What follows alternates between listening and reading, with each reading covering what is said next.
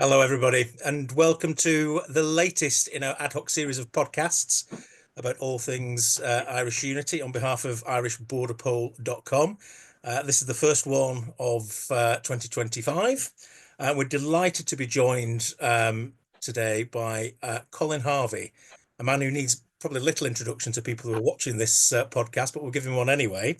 He's a professor of constitutional law at Queen's University, a very prominent voice in the issue of Ireland's constitutional future and a leading light in the organisation Ireland's Future. Colin speaks and writes an awful lot about these issues and is a very thoughtful chap, as I'm sure we're going to find out over the course of the next 40 minutes or so.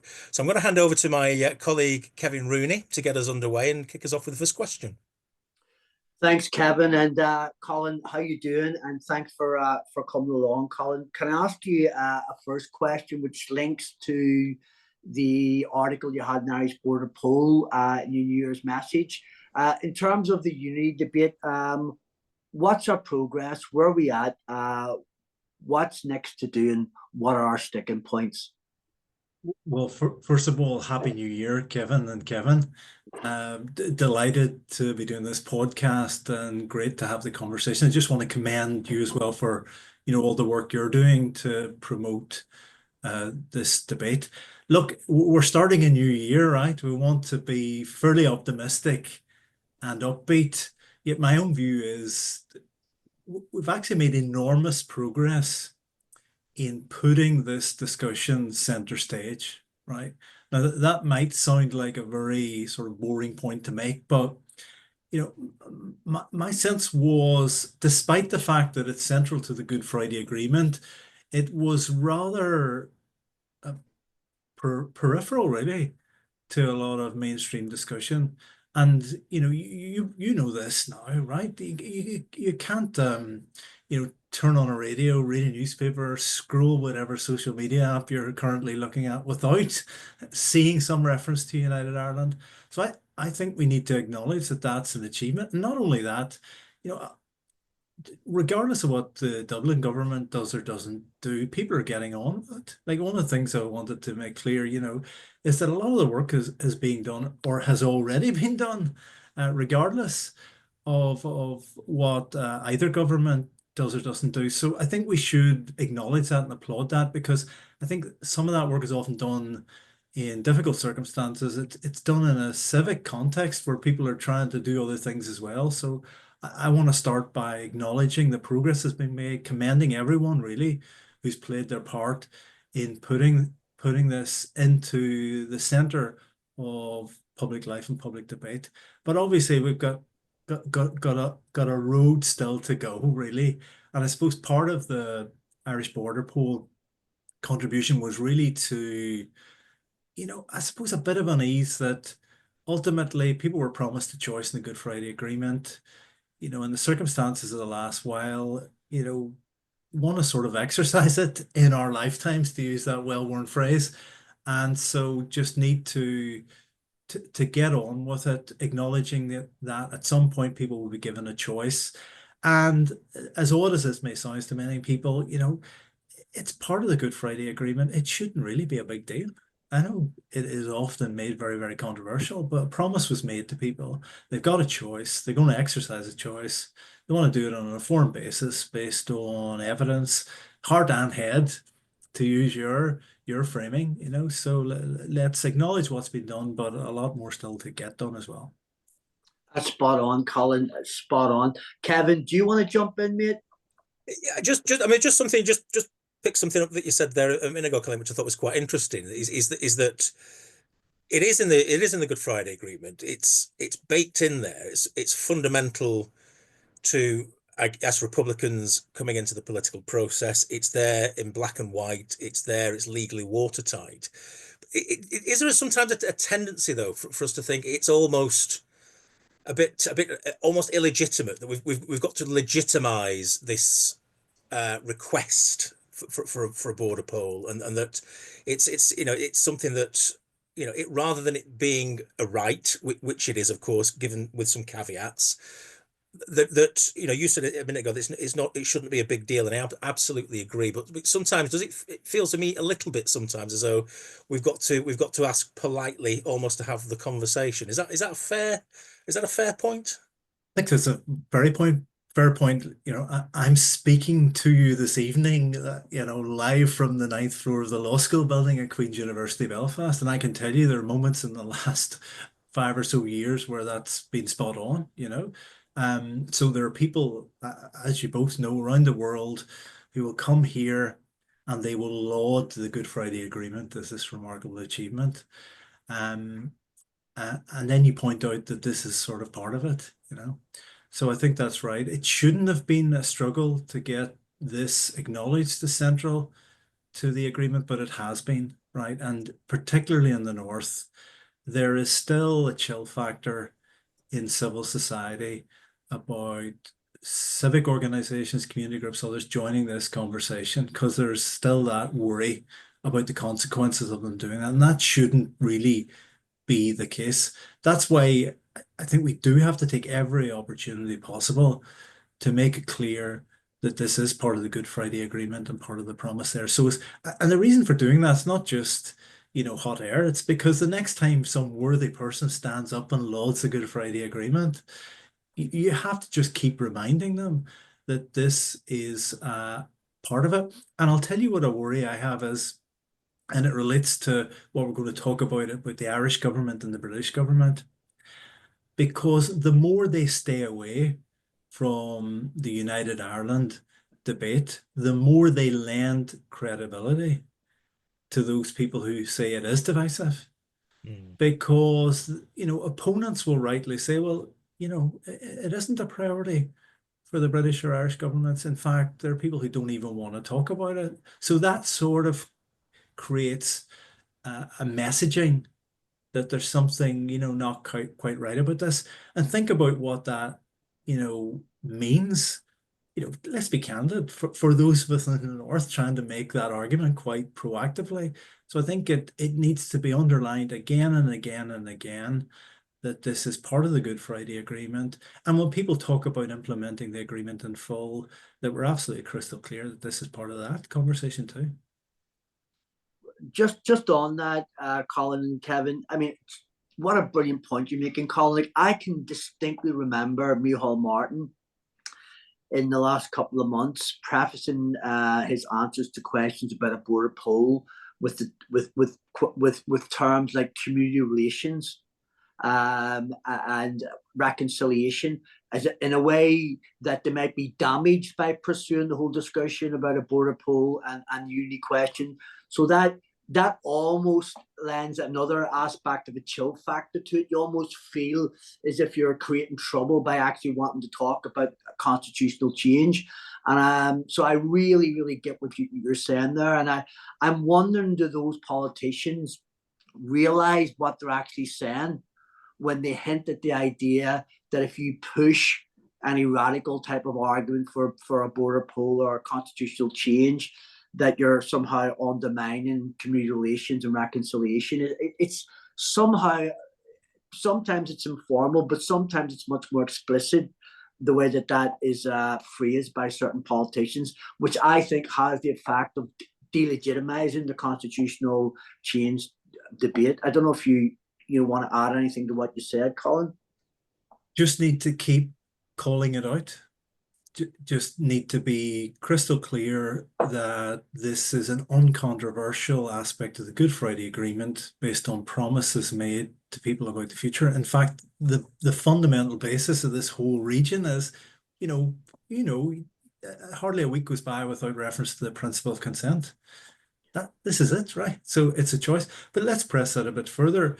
Those of us who are arguing and making the points about this in the open are ultimately defending democracy. Yeah, of course. Too, right? So we're defending a democratic choice that shouldn't be shut down in the public debate by, let's be honest, implied threats that if you keep talking about this stuff out loud, nudge, nudge, wink, wink, and I think those of us taking the promises of the Good Friday Agreement seriously in relation to a united Ireland or the union with Britain are doing democracy a service by, taking the promises seriously, going into the public domain, having those debates, and standing up to people who really want to shut those conversations down. Brilliant. And Kevin, can I just add one more question to Colin, because it seems as if it's just a natural thing to ask, just about that chill factor. I read a brilliant piece by yourself not long ago, Colin. Did you feel that chill factor, being a leading academic and a person in the public domain, when you spoke out on the constitutional question? Yes and yes. It's no secret what has happened to me, and I've written about it recently. Let's be candid. What happened to me also potentially put my own position here at Queen's at risk. We aren't really just talking about people on social media.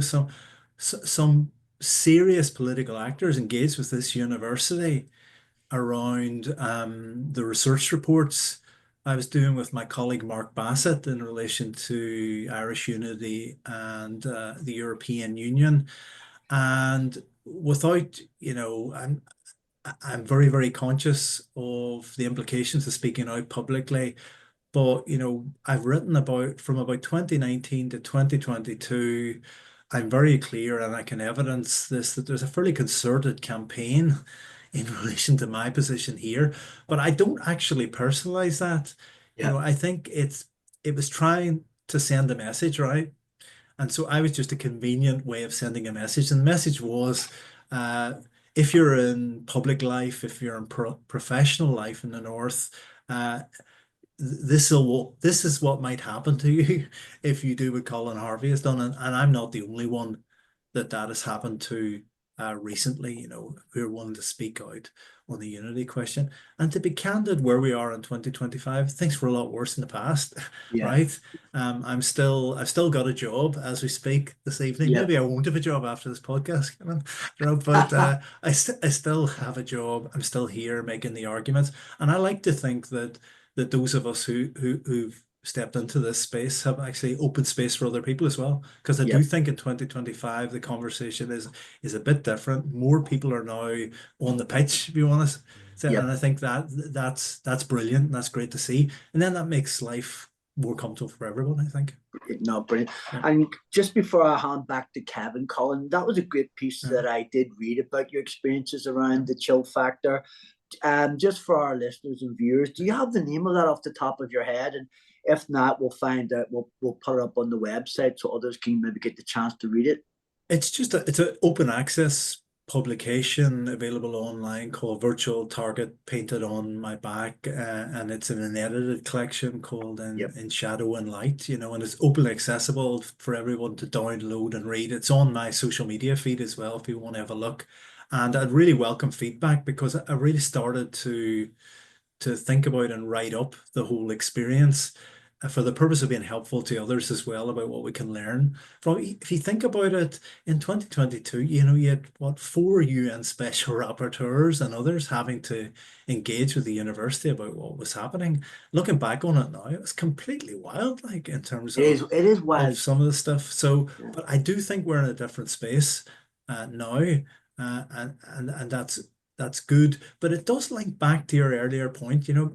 I do think politicians have a responsibility to lead and show leadership.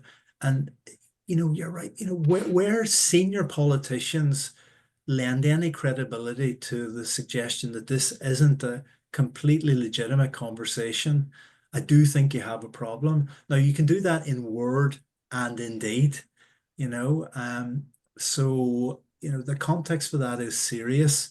So the more people work on this area, the better. The more people who talk about it, the better. And I suppose one of the other things is that sometimes, loading everything with euphemisms, mentioning every word but United Ireland sometimes isn't helpful either, or a phrase.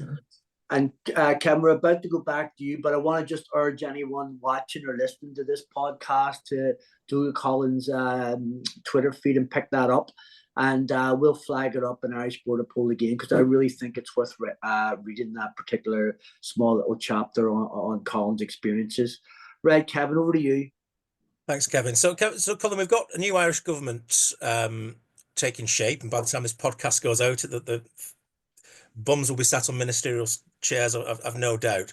What should United Islanders be looking for in terms of what should they expect from the new Irish government? And should there be an explicit aim of trying to elicit from the British government the conditions around which to call a border poll?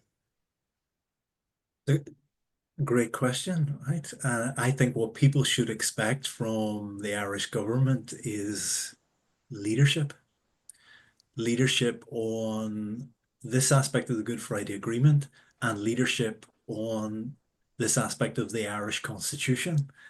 You know, we're talking about what remains an imperative for the Irish government and the Irish state. It's interesting that the programme for government has Securing Ireland's Future in the title of that document. What's really also noticeable is that the manifestos of many of the political parties had really quite interesting commitments to preparatory work on this question, which seemed to have disappeared in the programme for government. Even the rather modest proposals from Fianna Fáil around future constitutional arrangements, they've disappeared from the programme for government, which circles around the shared island concept. So that's led people to worry about whether this new government is also planning to dodge the issue for the next 5 years.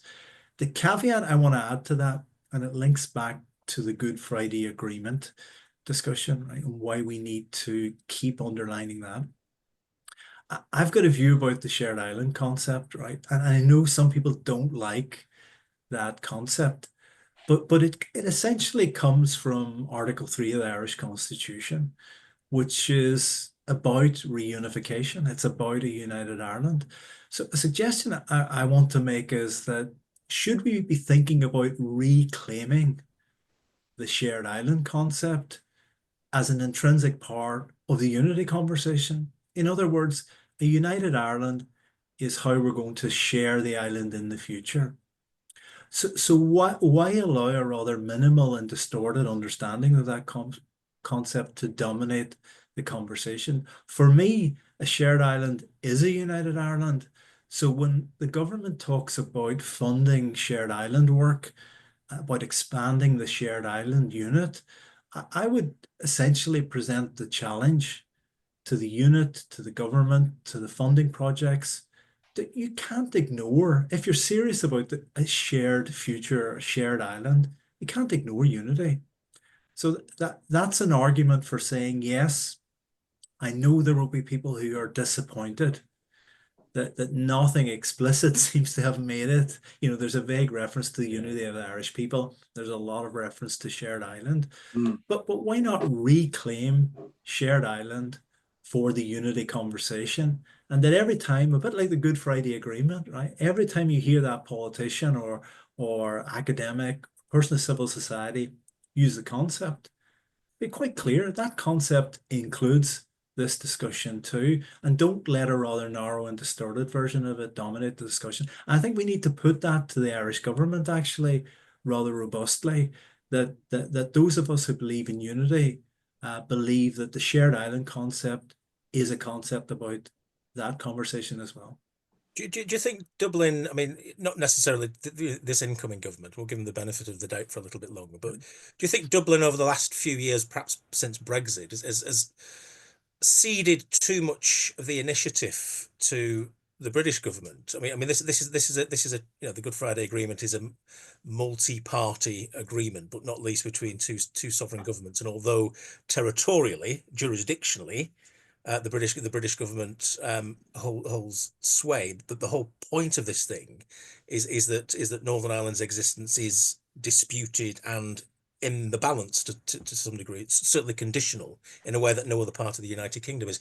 Has Dublin, have Irish governments ceded far too much of the initiative to London, perhaps? And is there an almost self-denying ordinance from Irish politics in sort of saying, actually, no, we can have these decisions. We can be public about saying it would be helpful if we were to clarify the conditions of a border poll, for example. Should there be more initiative from Dublin? It's a good point. I suppose context for relationships across these islands in recent history has been Brexit, obviously, and a government reacting, an Irish government reacting to what happened. And I suppose there's a general, and I think, merited view that the Irish state and government actually reacted rather well to that in defending the interests of the island of Ireland in those negotiations and getting Irish negotiating positions really centre stage around all that. I think the comments of Leo Varadkar, for example, recently around this is a political objective, even around, batting away arguments that it wasn't the right time to have the conversation. A question I suppose I would pose is that given the evidence that's emerging, I'm an academic lawyer, but people who do statistics and demographics and political trends about where this may be going in the next 10 years, just pose a question, right? A hypothetical question. I wonder how many people on the island of Ireland privately accept where this is heading. But the tension in the argument is how you get there safely, right? And so one of the intriguing questions about people who use the shared island framework is that many people who use that framework are very committed United Irelanders, but who have a very particular view about the pathway to the achievement of that. So I think there is, to be fair to the Irish government, the Irish state, and people on this island, and it was reflected in the Brexit response, there's a really profound sense of responsibility, given the history of violence here, right, to land this thing well and properly. And I just wonder how many people on the island, including, within the Irish government and the Irish state system, would privately accept where this might be going over the course of the next decade or so, but the extent to which there's a debate about how to get there. And I think that's intriguing discussion. There are, of course, those who are nervous about this, who are cautious about the implications, including the political implications of a united Ireland. Also, of course, in the current Irish state, let's be candid, is rather successful. EU member state, prosperous, doing well, powerful international player. And there'll be people in the south who are nervous about the implications of change for all of that around managing it. But as you both know, all the opinion poll evidence in the south confirms reliable, credible evidence that people would vote for United Ireland in the south tomorrow. And I think that's a widely held view across all areas of life. Now, we also know that when the polling digs in a bit deeper into some very concrete questions about what it means, things begin to wobble a bit. But that would be my overall assessment. My sense in Ireland is that people do know where this may be going, but want to get it right. My sense about Britain, to be candid, Kevin, is that Westminster is not even close to being anywhere near the pitch on some of this stuff, is very, very disengaged, doesn't want to go there, hasn't thought about it. That's evident in the fact that the Northern Ireland Affairs Committee, as far as I see, had never thought about this issue, which is quite remarkable. Sorry to chip in there, Colin. Just on that point, do you think United Islanders or the political parties, or indeed Dublin, do you think they're too soft on the British? Do you think they should be demanding more in terms of clarity and the fact that they should be on the pitch? My sense is, and this is based on the agreement, right? And I've got no disrespect to Britain or the British government, but let me put it like this. The right in the agreement, the right of self-determination, belongs to the people of the island of Ireland. Why there's been so much focus on preparatory work with the Irish government and Irish state is ultimately this is our call. The British government, the British state will enable and facilitate something that will be our choice, right, on the island of Ireland. And so, like, I have written to the Secretary of State about the border poll criteria, clarifying all of that, and that's all very, very important because it can't be an arbitrary unilateral decision.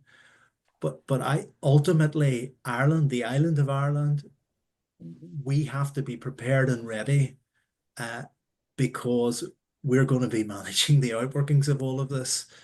And I think that's the important point, and that's where there's been a focus on the Irish state. There'll be an important part for the British government at the appropriate time, but this needs to be led from Ireland.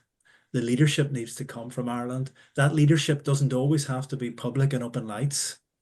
And one of the challenging things for the next few years and interesting things will be just quiet coalition building on this island to try and deliver this. So the question would be, well, what would the pressure on the British state, the British government at this point achieve? I suppose what it would achieve would just be reminding the British government that, to get out of their heads any idea that a Secretary of State is going to wake up one morning and give us a border poll in a week's time or something like that. We have to reframe it. It's not going to be an arbitrary judgment made by a British Secretary of State or British government. It has to be done cooperatively in dialogue with the Irish government, political parties, and civil society. So that's a reason, Kevin, I have pressed on this border poll criteria and all of that. But my view on that is, look, to be candid, we know enough now. Like, what more do you want to know to get this thing started? Do you know what I mean? We can see where this is heading. And so it is a bit of a worry for me that Westminster is disengaged. So the Irish government, people can be raising it. British-Irish Intergovernmental Conference, great forum, right? Both governments talk to each other. It's a good place for them to be talking about this, I think. What's your? I mean, just in terms of, before I just pass back to Kevin, just as a bit of a supplementary, what's your readout in terms of the time horizon then? I mean, if this is I completely agree with you that it's a three-parter. There's a situation in the north. There's the acceptance of Dublin that this is happening and the active facilitation of it, and then at that point, that seems to probably then trigger the British government to say, look, if there's demand, in the north electorally, but demand in the south administratively, as the Irish government, then the third element will be the British side, and that will slot in. What's your readout though on the timings of all this? So what's the best case scenario, you think? Well, first of all, I really like your focus on timings, because as you know, some of the discussion about this is so abstract. That somehow by some mysterious process the border on the island of Ireland will melt away of its own accord. It just isn't the case, and isn't the agreement either. There's going to have to be referendums on the island of Ireland, right? Concurrent referendums. And I've been a big, and I know some people don't like deadlines and timeframes, but I do think a timeframe, wrapping it around this 2030 idea, Ireland's Future has put out a very, very detailed pathway towards that goal, is important, because deadlines and timeframes focus minds. And this, sorry to use a slight provocative term, this conversation is plagued with endless amounts of waffle, a waffle factory of discussion that somehow eventually some mysterious thing will happen, and it won't. There will have to be concurrent referendums. There'll have to be negotiations. Date will have to be agreed. I would like to see that, like the Good Friday Agreement, happen on the same day on the island of Ireland. People are asked.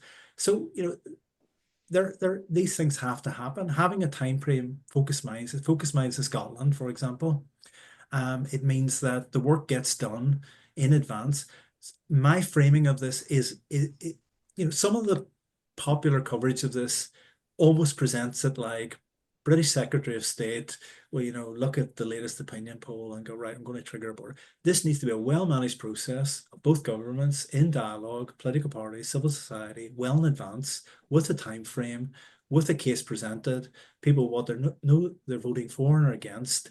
And I actually have reached the conclusion now that the uncertainty around this and the lack of clarity around this is destabilizing, right? So the reverse of what you often hear.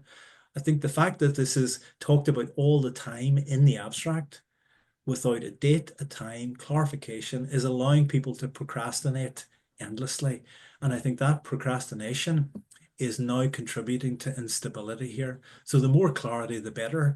The mature, grown-up conversation about something in the agreement within a time frame. And I'm going to put this really personally, right?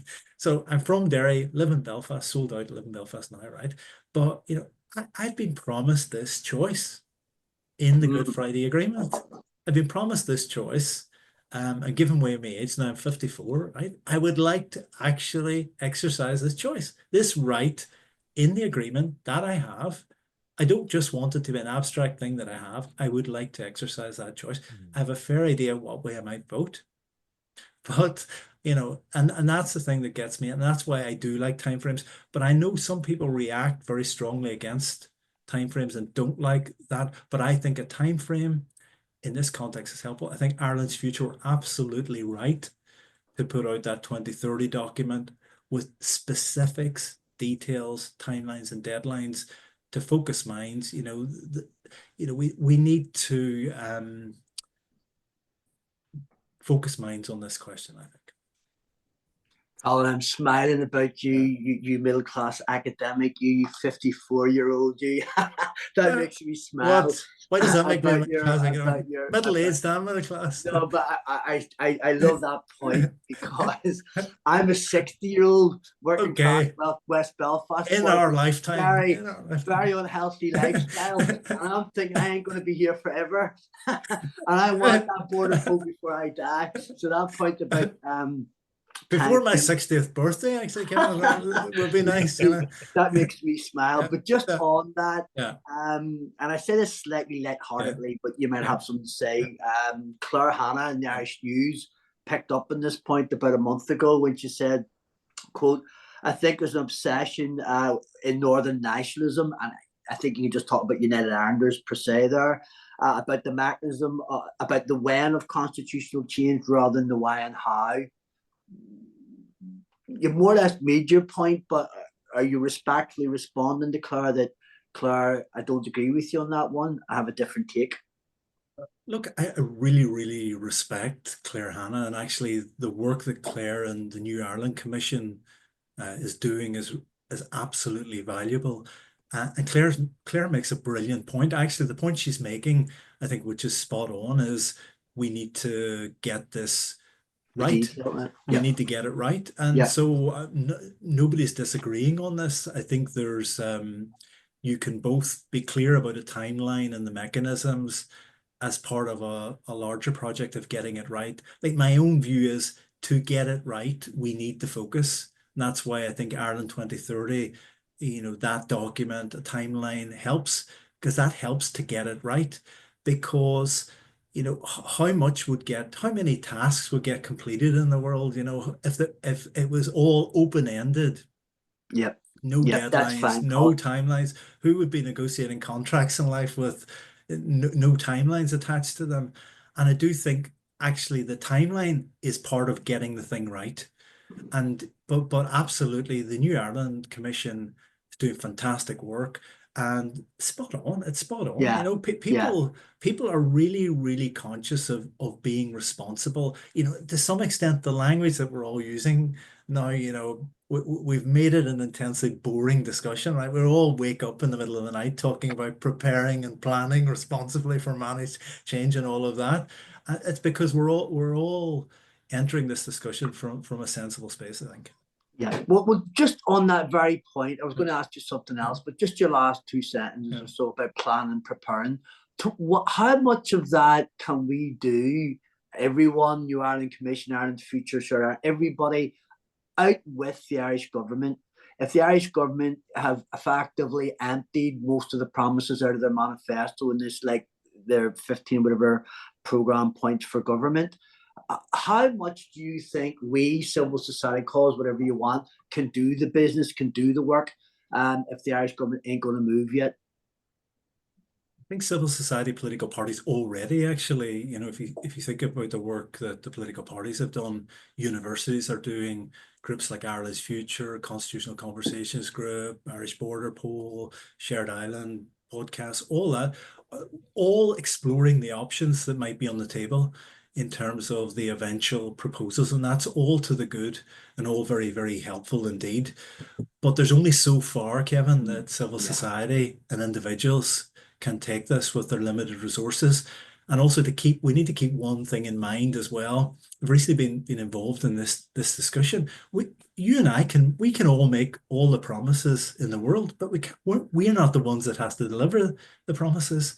So ultimately, propositions, like I've talked about a program for a new Ireland, a document will have to come onto the table. Now, we can all this evening, right? And it'd be very, very easy to do. We could just lock the doors, draft a document and put it out there. But we won't be delivering that document. It'll be the Irish government and the Irish state that will have to deliver the promises. So it's very, very difficult if they are not part of this discussion. And there's also, to be candid, the issue around resourcing of this. Many people involved in this discussion, are doing it with limited resources and without the sort of capacity that the state brings to the discussion. However, it goes back to the earlier point, some of the work that's being done under the Shared Island rubric is very, very helpful. The work that the ESRI has been doing, all the myth-busting work that's been going on north and south, that one of the challenges is that partition has been rather successful in siloing the island. There's a lot of people in the north walking around with a sort of 1960s or 50s version of the South in their heads, which is being completely overtaken by the evidence. All the evidence points to the fact that reunification will lead to a better, fairer, more prosperous, well-integrated society, and that the South has moved on rather dramatically as well. So all that evidence that's been done, some of it under a sort of shared island rubric, has been helpful. But that, as you can tell, I don't give two-sentence answers. But the Irish government has to come on to this space at some point, because the Irish state has to deliver, and also because the Irish government needs to be in discussions with the British government around this. We need to move away from any concept of unilateral, arbitrary British government action towards an intergovernmental framework. And to do that, the Irish government needs to face into it. But I'm going to circle back again and again to what point I made earlier. For me, the Shared Island framework is a United Ireland framework. The Shared Island concept does not exclude the unity debate. And I think we need to be better than we are at insisting that narrow and distorted interpretations of that term can't really be justified. And the same with the Good Friday Agreement. What we're talking about tonight is anchored solidly in the Good Friday Agreement as well. And we have to insist on both of those things, I think. Yeah, look, that you've got me. It's maybe even my takeaway for the evening, your point about reclaiming the Shared Ireland concept. I would have been one of those, and I think I am. I'm relatively cynical to be frank, Micheál Martin and the Shared Ireland. A lot of good money going to the bridge there across Narwater, etc. Somebody goes to Carniford all the time. All these things are great. The canals, the money to Derry, to McGee. I completely agree. They're all great things, but we'll see. Your point about reclaiming that is a really, really good point. But linked to that, you said something that really has really stuck in my mind about people probably already quietly know the direction of travel, but there's responsibility to land this thing properly and safely, as they say.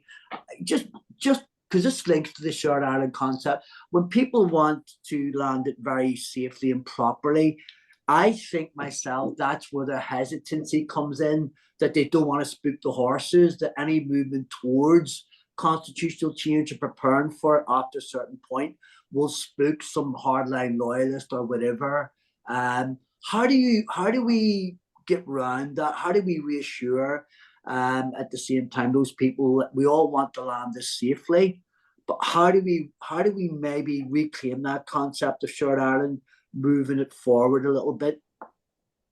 Does that make sense, Colin? Yeah, look, it makes sense. And I think a lot of the concerns come out of very, very genuine places. So a number of things around all of that. First of all, look, in relation to Micheál Martin and what we need to build respectful dialogues, because there's going to have to be coalition building across a broad range of political parties and civil society groups that support unity. And not everyone will agree on absolutely everything around all of that. But just to reiterate the point I made earlier, the shared island concept is anchored in the provisions of the Irish Constitution that deal with the United Ireland.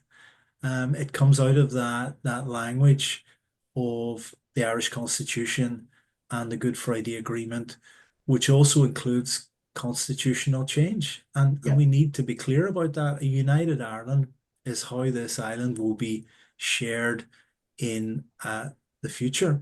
I think those who are avoiding the conversation they do risk, and we've said this evening, they do risk legitimizing those opponents of the discussion who want to label, an honourable and noble political objective as somehow divisive.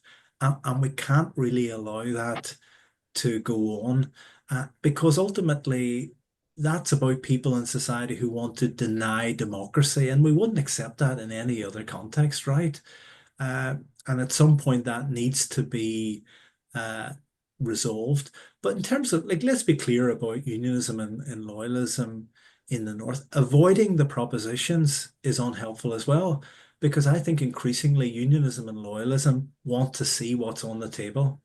They want to know what the assurances are, not in abstract waffle, but actually what the legal texts look like, what the guarantees in perhaps a new Irish constitution will look like, how the Good Friday Agreement will be reflected in a new Irish constitution. They're increasingly asking for that level of detail, which is why I think the shying away from the discussion, the lack of engagement, the unwillingness to put a time frame on it is now destabilizing and unhelpful. That what this process needs is, yes, more talk, but much more clarity, certainty, maturity to face in a grown-up way to what is a mainstream part of the Good Friday Agreement, and that's how you resolve the issues. Look, unionists and loyalists know the score, right? Political communities know what's going on. People can read evidence. They can see the changes. Look, talked earlier about our respective ages. Like, I was born in Derry in 1970, and I'm of that generation where what has happened here, the rise of Sinn Féin, Michelle O'Neill as First Minister, the other trends that are reflected in demographics, they're sort of pinch me moment. They're absolutely remarkable changes that we just take for granted, but they're just remarkable, and you have to map that forward to what the evidence demonstrates. So, I'm a big believer in any project in life, Kevin, right? If you're managing any project in life, facing into it in a proper way, getting the plans on the table, the preparation, the evidence, having a time frame helps. And, if there's an underlying theme this evening in the discussion, I just think that the abstraction, the constantly burying your head in the sand, I don't know what other analogies we can use, kicking in a touch forever, pretending it's not there, using euphemism after euphemism after euphemism isn't helpful. And it's particularly not helpful for those of us in the North who are trying to do the responsible thing by having this discussion out in the open. So, Colin, that's brilliant. And I think we've covered that well and thoroughly and hammered it. So we're getting towards the end. I think Kevin might have a final question. I might have a final question. And at the back of your mind, Colin, this will be your opportunity as well to get at anything that you wanted to speak about that we haven't particularly asked you about. So, Kevin, as we come towards an end, is there any final questions you want to ask, Colin?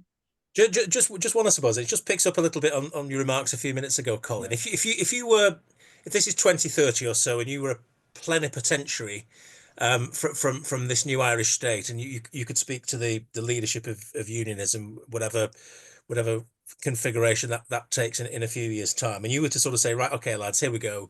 Let's talk institutions and let's talk raw power. Tell us what you want. And here are a few ideas in terms of how we think this new 32 county polity will work and will be established. What would you have?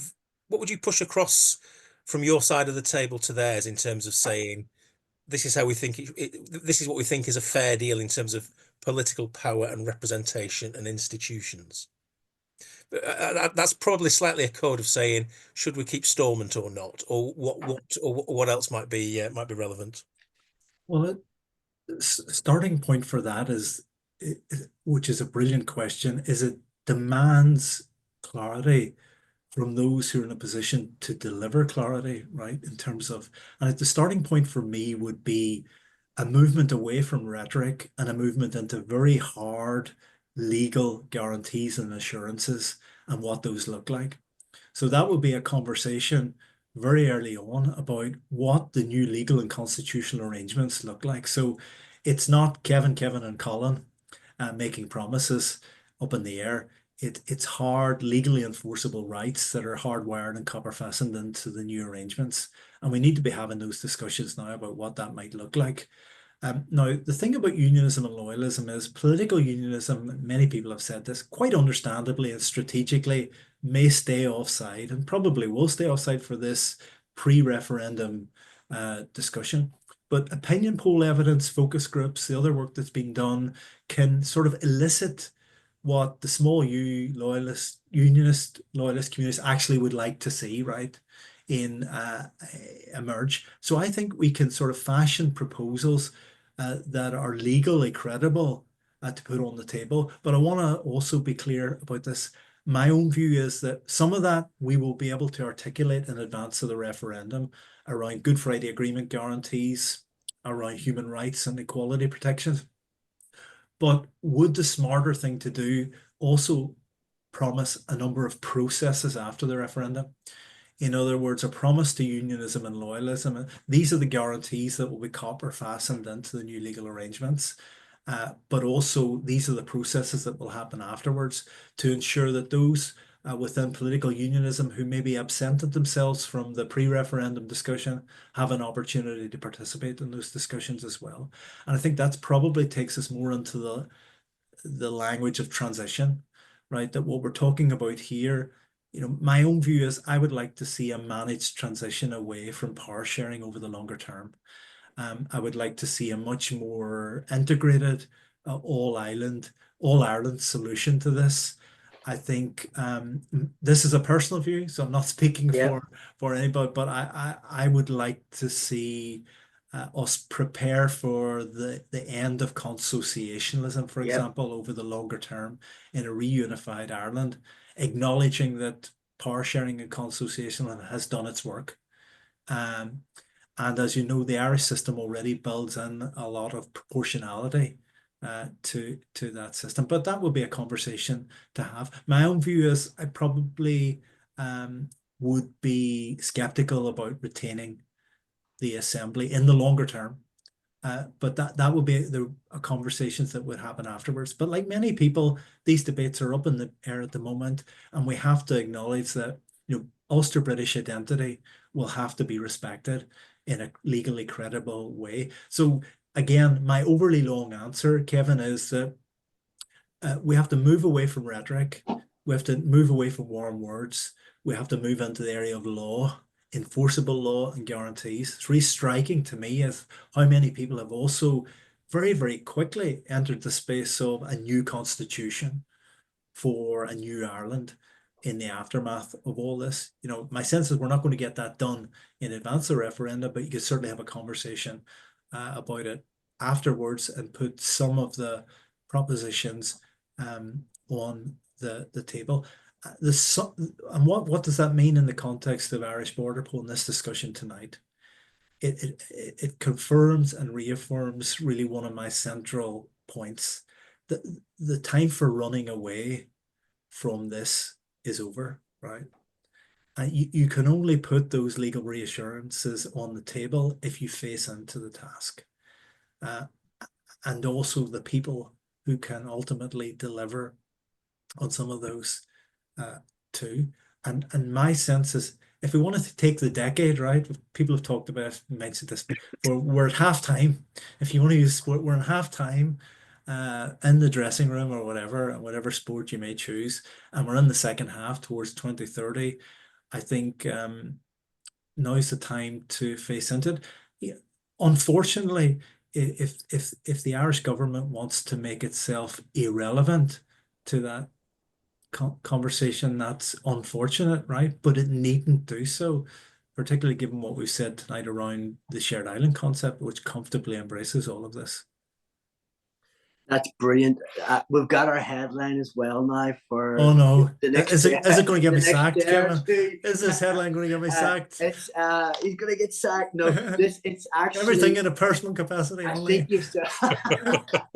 I think you. That makes me laugh. No, you said some corking things tonight. Really, really good things. Does Irish border poll have jobs going? Here, Colin, I could just imagine the press release gonna. I can think of half a dozen really brilliant things tonight, which would get the journals up. And, no, the one that I like for the wee headline the next day or two when the podcast comes out, the time for on the way is over. I think that's just a lovely little phrase, and it captures it beautifully in terms of lots of different groups of people, be it people in the Irish government, be it sections of the media, be it different groups of people. I really love that. The time for on the way is over, and we're at half time. I think that's great. And your comment down the last sentence, it would be unfortunate if the Irish government wanted to make itself irrelevant at this moment moving forward. So that's all brilliant. Kevin, I was going to ask you other things. I'm not going to bother because the clock's going to beat us and I don't want to keep you. But Kevin, Colin, it's been brilliant. I've been making copious notes as you've been speaking. So thank you very, very much for your wonderful brain, your thoughts, your insight, your frankness. And answering every question with absolute aplomb. I loved it. Kevin, is there any final thing you want to say to Colin before we give Colin a rest? I think we'll let Colin have a rest. Otherwise, we'll probably we'll keep coming up with questions all night. Otherwise, no, I'm happy to. Maybe one thing to, on a serious note to end the discussion with. We all know, when people listen to this program know, that so often this discussion is filled with sort of fear and anxiety and worry.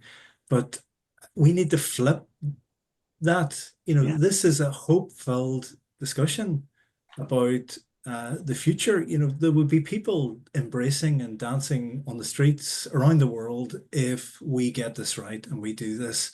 And so for me, it's a privilege to be involved in this discussion, privilege to be involved in the work with Ireland's Future and others, and to be having this conversation. But I think without being naive, right, we have to approach it in that spirit. And, it's a world that needs a bit of hope, right?